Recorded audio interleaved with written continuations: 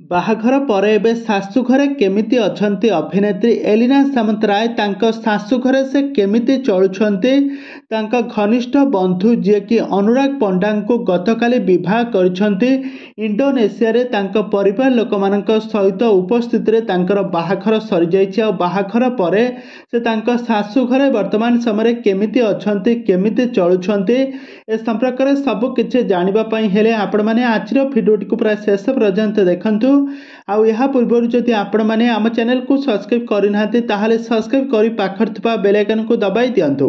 ଦର୍ଶକ ବନ୍ଧୁ ଆପଣମାନେ ଏଲିନା ସାମନ୍ତରାୟଙ୍କୁ ବେଶ ଭଲ ଭାବରେ ଜାଣିଥିବେ। ଏଲିନା ସାମନ୍ତରାୟ ହେଉଛନ୍ତି ଅଲିଉଡ୍ ଇଣ୍ଡଷ୍ଟ୍ରିର ଜଣେ ଆଗ ଧାଡ଼ିର ଅଭିନେତ୍ରୀ।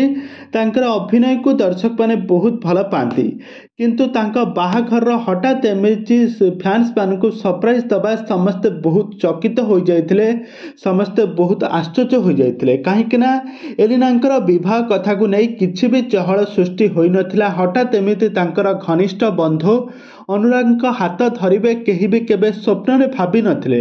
ସେ ଯାହା ହେଉନା କାହିଁକି ଏଲିନା ସାମନ୍ତରାୟଙ୍କର ବାହାଘର ସରିଯାଇଛି। ବାହାଘର ସରିବା ପରେ ଏଲିନା ଏବେ ବହୁତ ଖୁସି ଅଛନ୍ତି।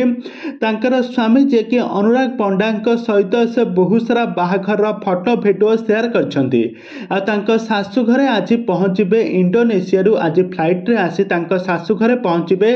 ଶାଶୁ ଘରେ ତାଙ୍କର ଶାଶୁ ଶ୍ୱଶୁର ଦିଅର ଯେଉଁ ନଣନ୍ଦ ଏମିତିକି ସମସ୍ତେ ପରିବାର ଲୋକମାନଙ୍କ ସହିତ ବହୁତ ସାରା ସମୟ ବିତାଉଥିବାର ନଜରରେ ଆସିଛନ୍ତି ଏଲିନା।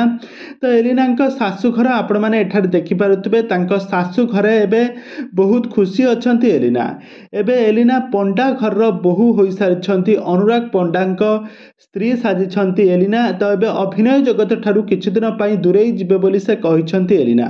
ତେବେ ଦର୍ଶକ ବନ୍ଧୁ ଆପଣମାନଙ୍କୁ ଅନୁରାଗ ଏବଂ ଏଲିନାଙ୍କ ଯୋଡ଼ି ଆପଣମାନଙ୍କୁ କେମିତି ଲାଗୁଛି ଆମକୁ ନିହାତି ଭାବେ କମେଣ୍ଟ ବକ୍ସରେ କମେଣ୍ଟ କରନ୍ତୁ।